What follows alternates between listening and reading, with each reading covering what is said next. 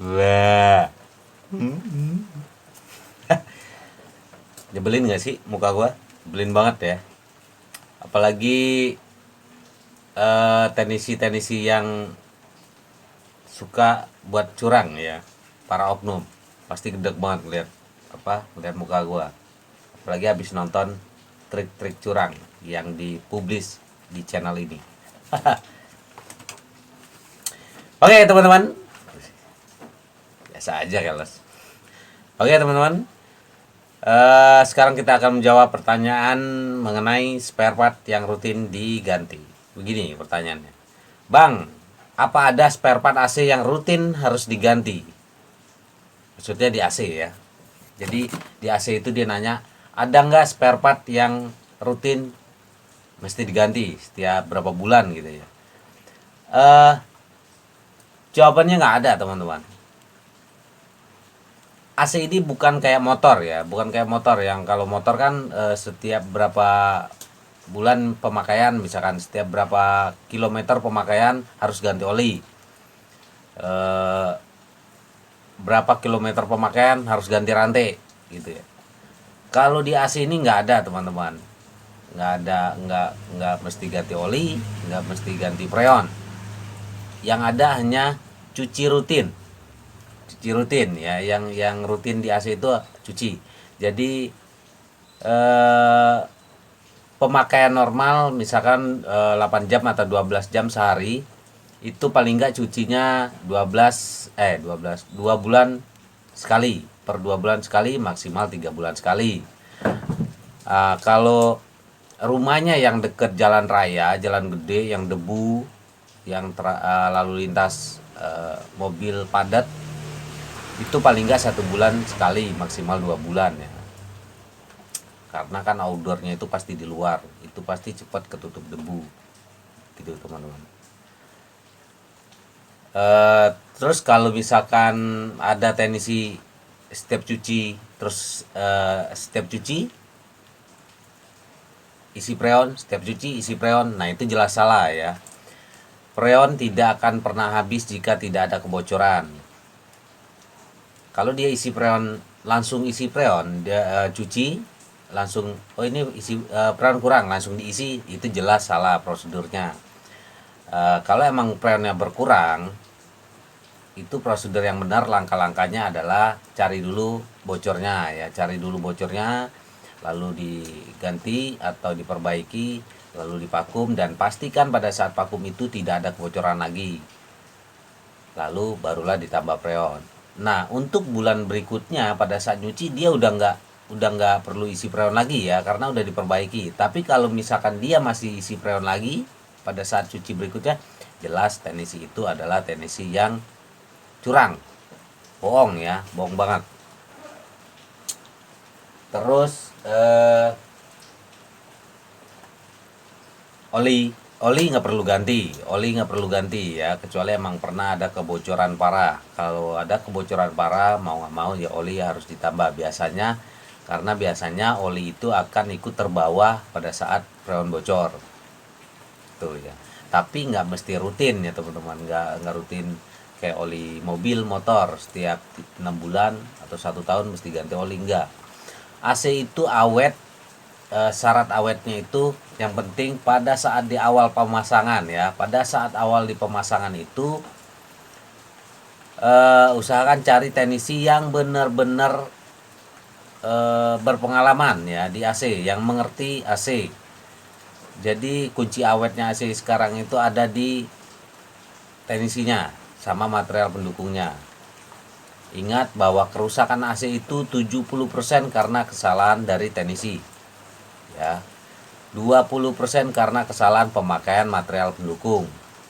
Lalu 10% karena cacat produk. Jadi emang kualitas AC itu kecil sekali ya, prosentasenya hanya 10% kesalahan dari pabrikan. Yang memegang peranan penting itu adalah teknisinya. Jadi dimulai dari pada saat pemasangan awal, kalau mau AC awet nih ya, pasang dengan prosedur yang benar. Misalkan contohnya wajib divakum ya, AC sekarang wajib divakum.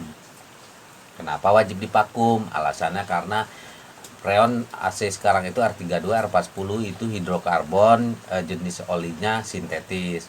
Oli sintetis ini tidak toleransi terhadap air. Nah, vakumnya bukan vakum manual yang istilah teknisi sekarang itu, teknisi suka bilang vakum manual, bukan vakum manual ya. Vakum manual itu air purging, maksudnya air purging ya. Nah, bukan dengan cara itu, yang benarnya yaitu dengan cara pakai alat khusus vakum AC ya. Nih kayak gini. Nah, pakai alat vakum khusus vakum AC. Nah, pastikan pada saat pemasangan teknisinya membawa alat ini. Kalau dia nggak bawa alat ini, berarti dia nanti akan melakukan air purging atau vakum manual ya. Nah, itu jangan mau teman-teman. Karena air purging atau vakum manual itu tidak disarankan oleh pabrikan ya. Terus itu pembersihan kurang maksimal, proses pembersihan instalasi pipa itu AC itu kurang maksimal.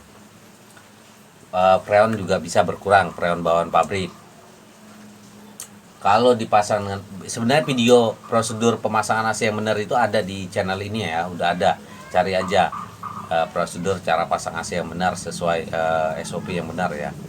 Nah, divakum lalu pakai pipa material pendukung yang bagus kayak pipa yang tebal ya, pipa paling nggak minimal 0,6 mili ke atas.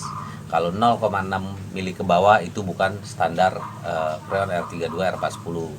Nah, itu biasanya yang menyebabkan kebocoran freon ya, karena pipa tipis itu di flaring ya gampang pecah, di bibir flaringnya itu bisa bocor. Pakailah pipa yang bagus, pipa yang tebal ya, paling enggak banyak kok pipa-pipa bagus itu ada Daikin, Kemblan, Nippon Steel, Tateyama, Hoda kayak gitu-gitu ya, itu bagus, pipa-pipa bagus. Lalu pakailah kabel isi 3, kalau unit lower standar isi 3 ya, pakai grounding. Kalau unit inverter isi 4, pakaiin groundingnya. Pakai stop kontak ya, kaki 3. Lalu usahakan kabel jangan ada sambungan kayak gitu-gitu. Nah, jika AC dipasang dengan benar dari awal pemasangan, pipa minimal 3 meter. Ini teman-teman customer itu carilah teknisi yang bukan hanya bisa pasang dan bisa dingin, tapi carilah teknisi yang bisa pasang, bisa dingin, dan bisa membuat AC itu awet jangka panjang ya. Sebenarnya udah ada tip-tipnya, cara cari teknisi juga ada di channel ini ya. Setelah pemasangan, sekarang tinggal tadi kan tugas teknisi pemasangan yang benar. Nah, sekarang tugasnya si customer, pemiliknya ya, pemilik AC-nya. Dia harus perawatan rutin setiap 2 bulan cuci ya. Tapi kalau si customernya juga nggak mau menjalankan disiplin perawatan ya percuma ya, mau merek bagus juga, misal mau Daikin, Panasonic, mau Subgri kayak gitu-gitu merek bagus, tapi dia juga nggak melakukan perawatan.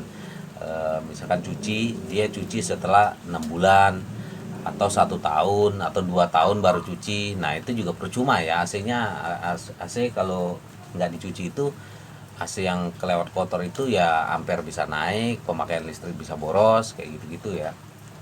Jadi di sini harus ada peran customer juga ya, peran pemilik AC juga. Jadi jangan lupa dia setiap 2 bulan sekali itu telepon teknisinya ya, tentu teknisi langganan yang dipercaya oleh customer ini ya. Cuci setiap 2 bulan, dan biasakan hanya cuci aja ya, jangan dibiarkan teknisinya untuk cek-cek freon, untuk cek-cek bagian outdoor ini, apalagi bongkar-bongkar baut ini ya. Kalau AC selama 2 bulan itu masih dingin, lalu setelah 2 bulan, di penghujung 2 bulan itu udah mulai nggak dingin ya, mulai nggak dingin, itu bukan karena freon ya, itu karena kotor. Jadi mulai nggak dingin itu karena kotor. Jadi AC ini cukup dicuci aja, cukup dicuci.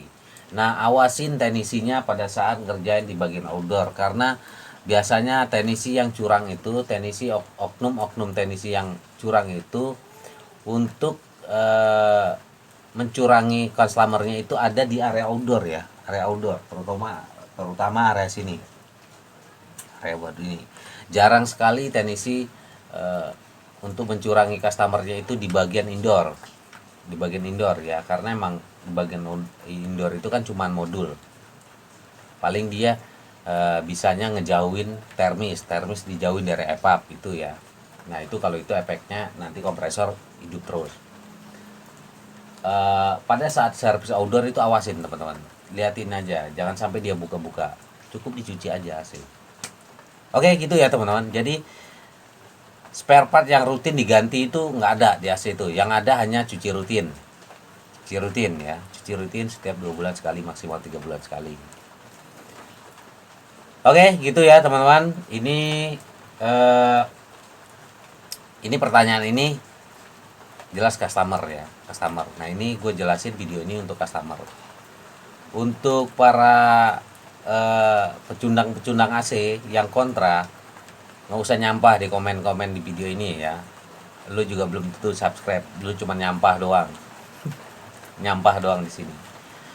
Lu kalau komen-komen kasar-kasar gitu, lu tendang. Oke, terima kasih ya teman-teman.